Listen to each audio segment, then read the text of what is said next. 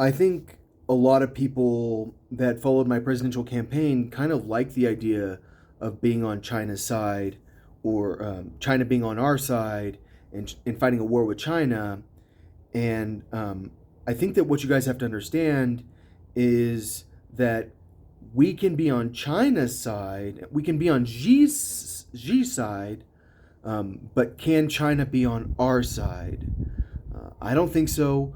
My understanding is that Xi was never on our side, and therefore China wasn't on our side, even though some Chinese people liked the idea of being on our side during World War III.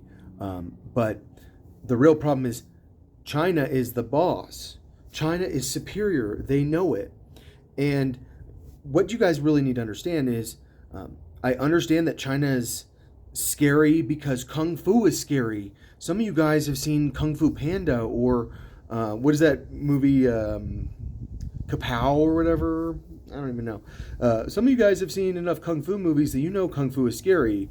And what I'll tell you is Kung Fu involves a lot of like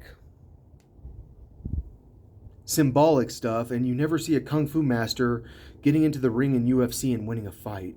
That's because you don't catch punches in the UFC. You don't go, oh, you swung at me. Whoa. Now I will do a dance around you and slap you in the face and then slap you in the butt and kind of reach in your butt crack a little bit. But then I'll put you in a headlock and then I'll give you a noogie and then I'll pop you and then you'll go unconscious. That's not really what kung fu's like, but it is like it's kind of like in karate they teach you katas or something like that, and that's kind of how you move up a little bit when you're early. And I only did a little bit of karate, and so kung fu's a lot of kata type stuff where you're like imagining that someone swings at you and then you catch them and stuff. Real fights involve like maybe blocking and then really wailing on them. And all I'm saying is the Chinese are kung fu people.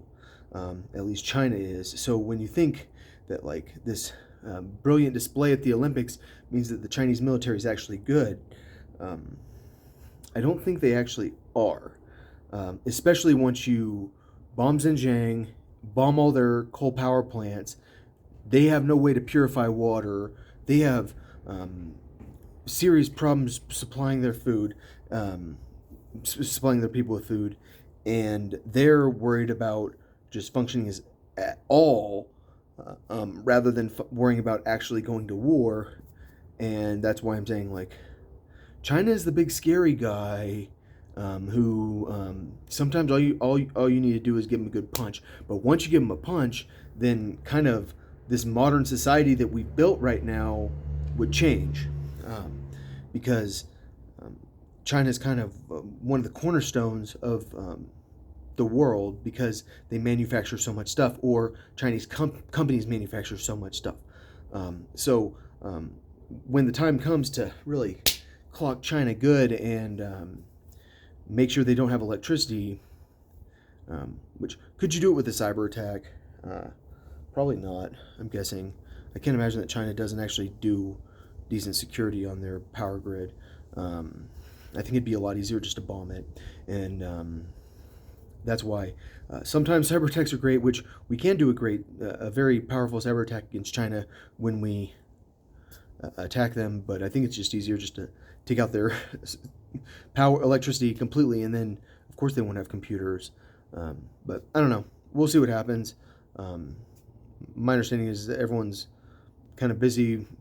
Everyone's kind of too busy to fight a war right now. So the war will probably be much later.